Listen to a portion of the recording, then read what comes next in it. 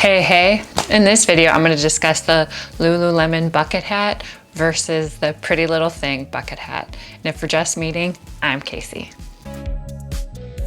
Lulu, Pretty Little Thing. Lulu, Pretty Little Thing. Now Lulu comes in at $48, while the Pretty Little Thing is only 20 bucks. It's got a nice wide brim and a white opal color and this adjustable strap. Some of the cool key features is that it's reversible,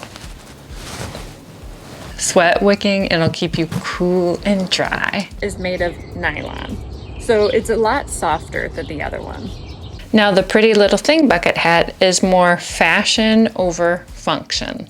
It's made of 100% cotton. Now the cons of these bucket hats is the brim isn't very long, so you don't get a ton of sun protection. Note that for the Lululemon, the bill is longer on the one side, so that should give you some more sun protection on the face. However, if you're wearing like a swimsuit or a tank top, it won't protect you as much on the back. Now the Lulu is not for you if you want a true white hat. Now can you see these side by side? And it's more of a pearl white color. Now the Lulu is for you if you want the adjustable strap. So let's say you're going boating and you don't want your hat to fall off.